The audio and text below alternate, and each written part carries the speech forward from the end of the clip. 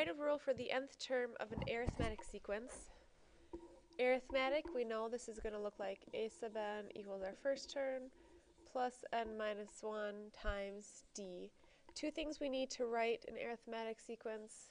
The rule for it is the first term and the difference. So we look at what we're given, and we notice that we have the third term and the 17th term. So we actually do not know what either of these is.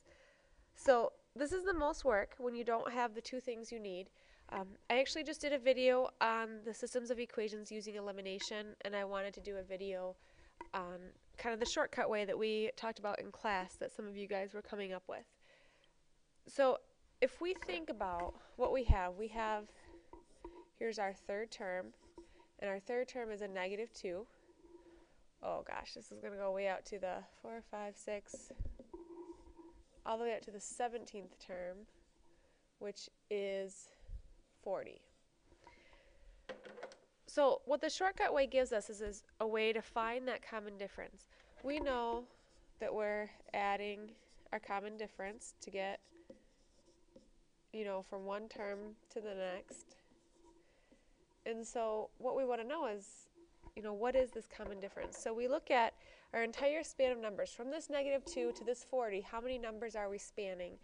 And if we take the number that's furthest out, that 40, and subtract that closer term, 40 minus the negative 2 becomes 40 plus 2, we know that we're spanning 42 numbers. And then we want to know, okay, well, we're dividing by, we want to split it up evenly into all these differences that we have. So how many differences are we going to have? And what we divide by is going to be, we look at the actual terms we're talking about. We have our 17th term way out there, so 17, and we're going to subtract the third. It's the third term, so we subtract 3. And 17 minus 3 is 14. So remember, the actual term is what goes on top, and then, those subscripts, the a sub 3, the a sub 17 is what goes down here. And make sure that you do have things lined up. We want to go furthest out. We need to start with that 40, and then make sure it's the 17th term, so make sure that 17 is the first thing you write on the bottom as well. So 42 divided by 14, we get a common difference of 3. So that means that from negative 2 to 40, we are adding 3 every time in here.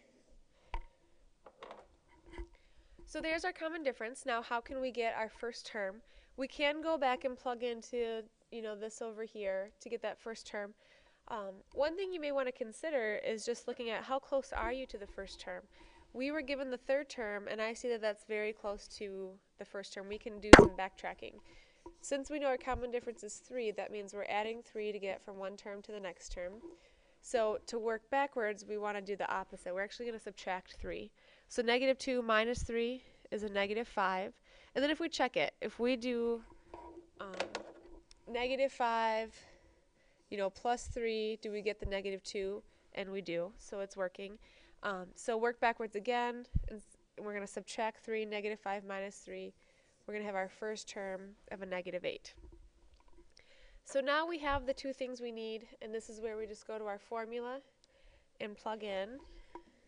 A sub n equals that first term is a negative 8 plus n minus 1 times the difference we found to be a 3.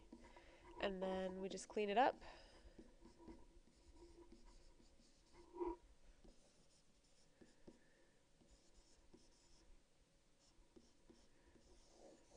And there is our sequence for this, or the rule for this arithmetic sequence.